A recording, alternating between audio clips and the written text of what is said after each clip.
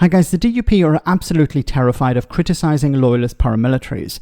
Now on the surface you may think this is due to a concern for their safety, but I believe this is more to do with how the latter can still be used as a political pawn by unionist parties.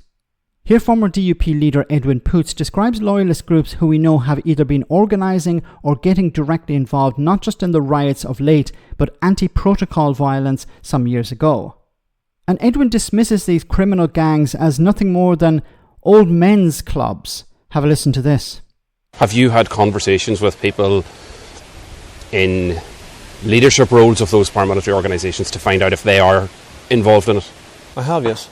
And they were very clear right from the outset that this wasn't to happen and they weren't supporting it. And that goes back before that Saturday, and we're encouraged to know people not to attend. But individually people are doing that. And, you know, a number of these paramilitary organisations are little more than old men's clubs now. You know, they are not what they used to be. Do you buy that though? Because some of those organisations have an iron grip on some of those loyalist communities. Do you buy it that some of those racist attacks can happen without approval of leadership? Certainly more significant, organisations in South Belfast, are not active in that sense. But that's not to say that because Loyalist paramilitaries are so subdivided now, that there isn't individuals from breakaways and factions that aren't involved. What absolute tripe. Okay, why is this tripe? Why is this absolute rubbish? Because there's no way that individuals in Loyalist communities would be able to act on their own. So we have to go back a few years. When the peace process began, when the Good Friday Agreement was signed, there was pressure, of course, on both Republican and Loyalist paramilitaries to end their violence. And eventually the Loyalists ended their violence, but they moved into a different type of business. They moved into criminality, drug running, drug dealing, all sorts of crime, racketeering, all sorts of crime. And they maintained an iron grip on their communities. So on one day you had a Loyalist paramilitary coming in and telling you what to do into your business or whatever. Then it changed to basically a mafia boss. So the Loyalist paramilitaries moved from political violence to criminality pretty much overnight, and they have maintained that.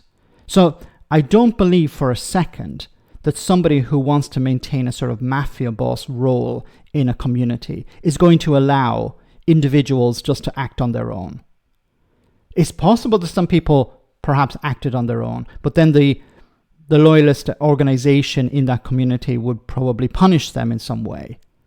If they didn't, then of course they were not acting on their own. See, the Loyalist communities want to maintain some sort of control. Okay, there are immigrants coming in, well, we're going to kick them out. We decide who comes in, we decide who remains.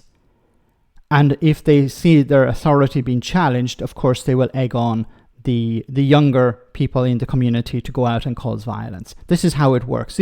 They're basically mafia bosses in charge of these communities. Now, what's the role of the DUP here? Well, I've said before, the DUP are a sort of like to egg on these individuals, like to egg on the Loyalist community. Maybe not to directly engage in violence, but to create problems. And of course, they rely on them for votes. You know, the DUP have replaced a lot of the Loyalist paramilitary parties, or political parties, I should say, from the 1990s. So the DUP is the only game in town. And if the Loyalist paramilitary organizations want some sort of influence, they need to rely on the DUP. And the DUP need them for votes.